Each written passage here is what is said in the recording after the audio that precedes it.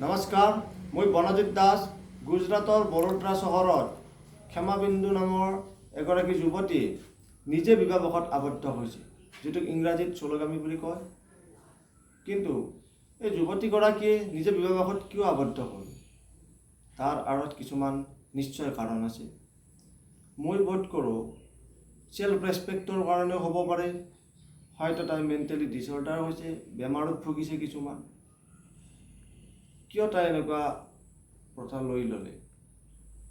আমি যদি চাব যাওঁ, এতিয়ালৈকে ভাৰতবৰ্ষত এনেকুৱা ঘটনা হোৱা নাই, যিটো ঘটনা বৰ্তমান সময়ত এক আচৰিত বুলি ভাবিব পাৰোঁ। কিয় তাই নিজকে বিবাহত আবদ্ধ হৈ নিজক চোলোগামী কৰিলে? আমি যদি চাব যাওঁ, এতিয়া বৰ্তমান অৱস্থাত চোলোগামী প্ৰথাৰে তাই বিবাহপাশত আবদ্ধ হৈ এটা কি মেছেজ দিব বিচাৰিছে? এইটো মেছেজ দিব বিচাৰিছে যে এতিয়া আমাৰ যিটো ছিষ্টেম আছে ভাৰতবৰ্ষত মেৰেজক লৈ, সেই ছিষ্টেমটো বিৰুদ্ধে গৈছে। বা আমি যদি ভাৰতবৰ্ষৰ আমি ইতিহাসৰ পৰা কিছুমান আমি যদি চাব যাওঁ, আগৰ ভাৰতবৰ্ষত কিছুমান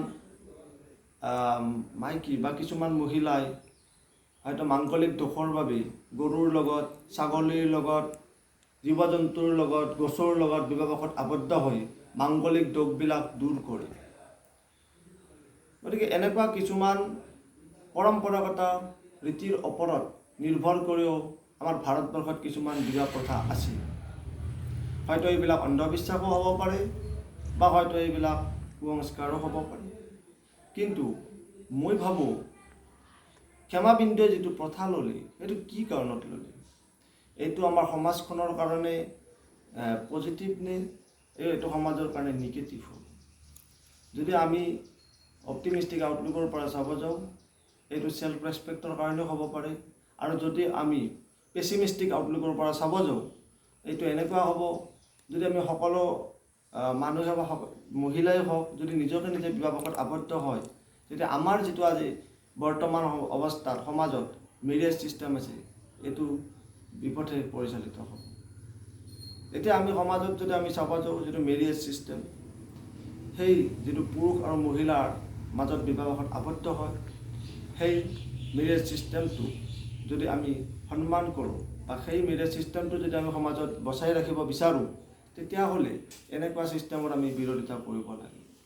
আৰু মই এইটোৱে বিচাৰোঁ, যদি তাই মানসিকভাৱে বিকাৰগ্ৰস্ত হয়, তাই চাইকিয়াট্ৰিষ্টৰ তাতে যাওক, তাই ডক্টৰৰ তাতে ট্ৰিটমেণ্ট লওক।